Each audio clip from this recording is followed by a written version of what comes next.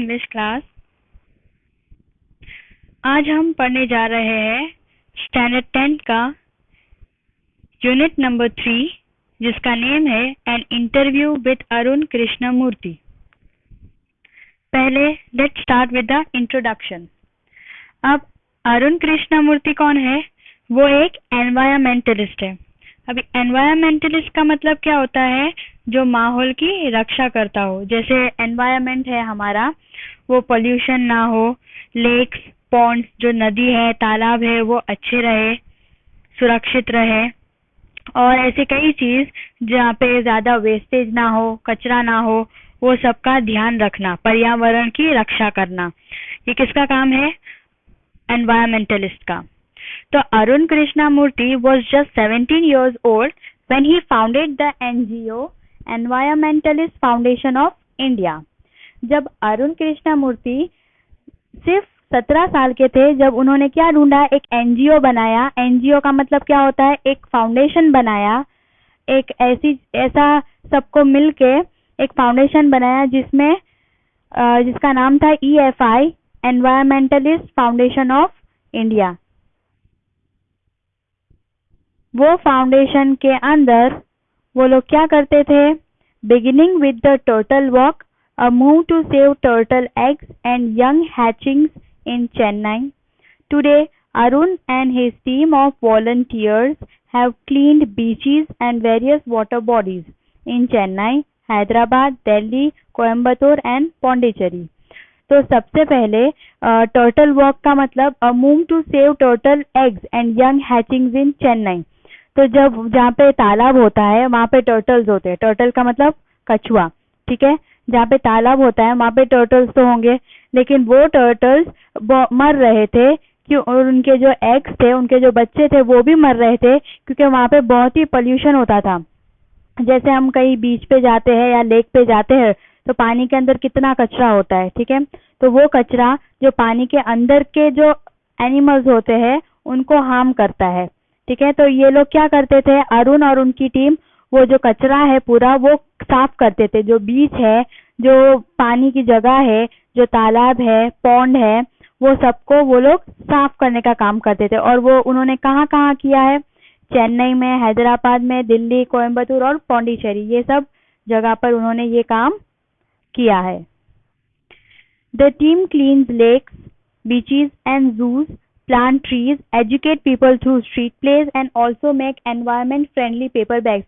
वो सिर्फ तालाब क्लीन करने का काम नहीं करते थे, लेकिन वो लोग लेक क्लीन करने के साथ साथ बीचेस एंड जू जहाँ पर प्राणी रहते हैं, जहाँ पर जानवर रहते हैं, तो वो भी क्लीन करते थे। प्लांट ट्रीज, अलग अलग जगह पर पेड़ उगा देते। पेड़ पौधे एनवायरमेंट के लिए बहुत अच्छे हैं, तो वो उगाते थे। Educates people through street plays, तो स्ट्रीट प्लेस का मतलब जो है ना, प्ले के थ्रू कोई नाटक करते थे, उनके थ्रू जो लोग थे उनने ये मैसेज पहुंचाते थे कि एजुकेट होना कितना जरूरी है, हमारे एनवायरनमेंट की रक्षा करना कितना जरूरी है। And also makes environment friendly paper bags, और जो बैग्स यूज होते हैं प्लास्टिक के वो भी हमारी एनवायरनमेंट के लिए बहुत ही नुकसानकारक है। तो पेपर बैग कौन से है? एनवायरनमेंट फ्रेंडली, जो माहौलियात के हिसाब से अच्छे रहते हैं, जिससे हमें कोई नुकसान नहीं होता, वो सब बनाते थे। Arun's team has students who joined him when they were in class 7। तो अरुण की टीम में ऐसे स्टूडेंट्स थे जो उसके साथ जुड़े हुए थे जब वो 7वीं क्लास में थे, and continue to work with him even after 5 years। और उन्होंने उसके साथ 5 साल तक लगातार काम किया। ये था हमारा चैप्टर का इंट्रोडक्शन। अब हम चैप्टर स्टार्ट करेंगे। अब चैप्टर में क्या बात बताई गई है कि जब जो अरुण है वो पता है आपको कौन है, राइट? एनवायरमेंटलिस्ट है, तो वो एनवायरमेंट के लिए एनजीओ चलाता है, ऐसी संस्था चलाता है जो एनवायरमेंट की रक्षा करते हैं।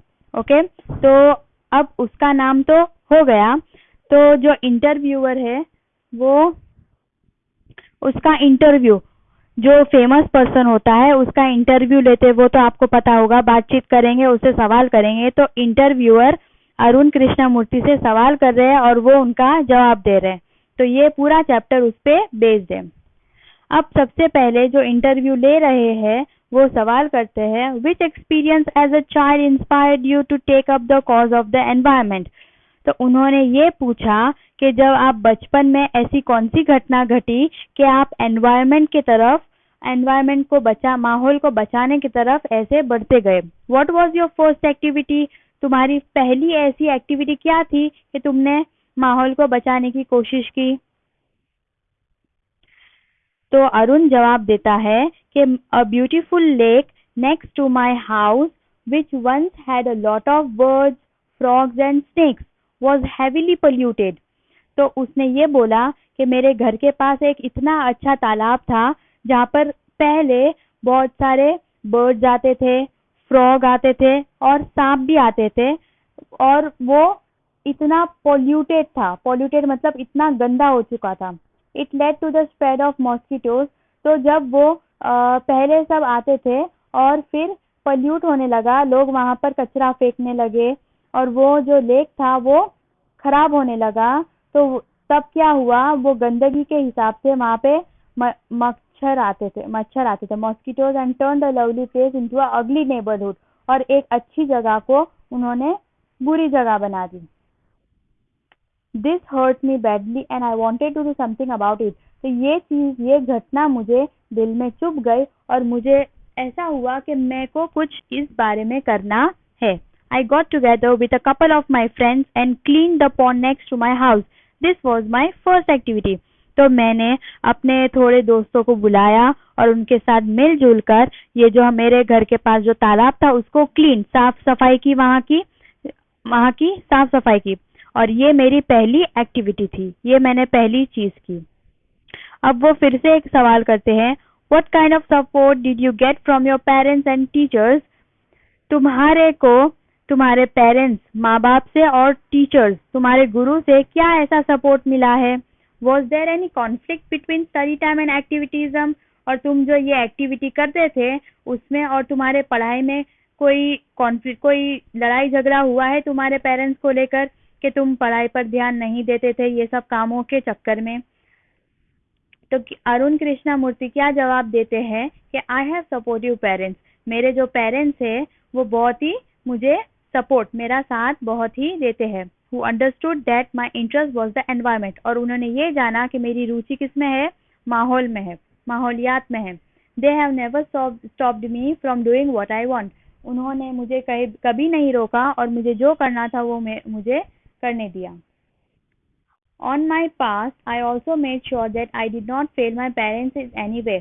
और इसके साथ साथ मैंने अपने पास्ट में ये भी निश्चय किया कि मेरे पेरेंट्स जो मुझे काम देते थे वो मैं करता था और मैं कोई भी चीज़ में मेरे पेरेंट्स को लेट डाउन, नीचा नहीं दिखाता था। I always informed them about everything that I did and took their advice before jumping into action.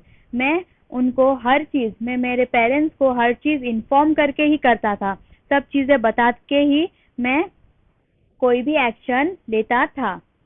I have teachers who taught me how to go about things.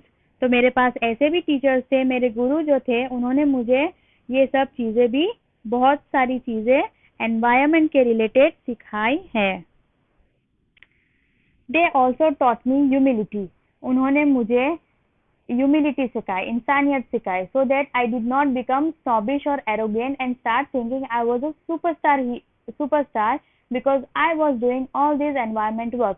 तो उन्होंने मुझे humility सिखाई तो मुझे ऐसा एहसास ना हो आगे जाकर कि मैं बहुत ही एरोगेंट हो जाऊं, मतलब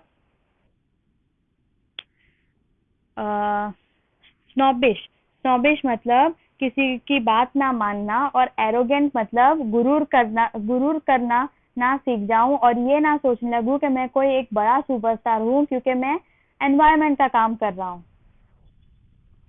दे taught me to be simple and keep learning all the time. उन्होंने मुझे सिंपल, सादाई से जिंदगी जीना सिखाया और हमेशा कुछ ना कुछ सीखते रहना चाहिए, ये भी सिखाया। I am not an activist, I am an environmentalist. तो मैं कोई एक्टिविस्ट नहीं हूँ, मैं एनवायरमेंटलिस्ट हूँ। I have learn so much by doing this work. मुझे ये काम करके बहुत कुछ सीखना मिला है। How did your school and college further your interest? तो फिर से वो पूछते हैं कि तुम्हारा स्कूल और कॉलेज में तुम्हारा क्या इंटरेस्ट हुआ, क्या किया तुमने स्कूल और कॉलेज में? तो वो जवाब देता है, both my school and college had plenty of green cover and both were home to several other life forms. तो उसने बोला कि मेरे जो स्कूल और कॉलेज में बहुत सारे ग्रीनरी है, आजू बाजू पेड़ पौधे और बहुत ही अच्छा माहौल है। This made me understand their importance. और तब से मुझे पता चला कि जो एनवायरनमेंट है उसका कितना बड़ा महत्व होता है। How beautiful they are and why we need to protect them. वो कितने सुंदर है और हमें उनकी रक्षा क्यों करनी चाहिए। These animals are on their own, find their own food and are always active on the move and never lazy. It is so positive. We have a lot to learn from them. और मेरे school के आजू बाजू जो animals आते थे, जो birds आते थे, वो अपना खाना खुद ढूंढते थे और खुद वो काम करते थे और कभी भी लेजी नहीं होते थे, कभी भी आलसी नहीं होते थे और हमेशा काम करते रहते थे। तो उनसे मुझे ये सीख मिली है कि मुझे भी काम करते रहना चाहिए और किसी पे डिपेंड होना चाहिए नहीं। फिर से वो क्वेश्चन पूछते हैं, did you feel any hesitation in quitting a well paying job and venturing into this full time job? What were the options you weighted before you arrive at your decision? तो उन्होंने पूछा कि तुम्हें कभी भी ऐसी हेजिटेशन नहीं हुई कि तुमने अपनी जो आप इतना कमाते थे पहले उनकी जॉब थी, वो जॉब छोड़ने में तुम्हें जरा भी ये नहीं हुआ, सेकेंड थॉट नहीं आए and venturing into this full time वो जो अच्छी खासी जॉब जो तुम्हें इतना अच्छी सैलरी देती थी, इतने अच्छे पैसे देती थी, उसको छोड़ के तुम ये काम करने लग गए। तो तुम्हारे ये डिसीजन लेने से पहले तुम्हें कोई कंफ्यूजन नहीं हुई दिमाग में? तो वो बोलते हैं, it is always good to decide in favour of what you really love to do. तो उन्होंने ऐसा बोला कि आपको जो चीज़ पसंद है करना, वो चीज़ हमेशा करनी चाहिए। I quit my job at Google. वो पहले गूगल की ऑफिस में काम करते थे। तो उन्होंने बोला, मैंने अपनी जो जॉब है, जो मैं गूगल में काम करता था, वो मैंने छोड़ दी, but I still keep in touch with my friends. लेकिन वहाँ के जो लोग हैं, वहाँ के जो मेरे साथी थे, मैं अभी भी उनके साथ कॉन्टेक्ट में हूँ। So only my duties at Google have come to an end, not my emotional bond. तो सिर्फ मैं जो वहाँ पर जॉब करता था वही खत्म हुआ है, लेकिन वहाँ मैंने जो रिश्ते बनाए हैं वो अभी भी कायम है।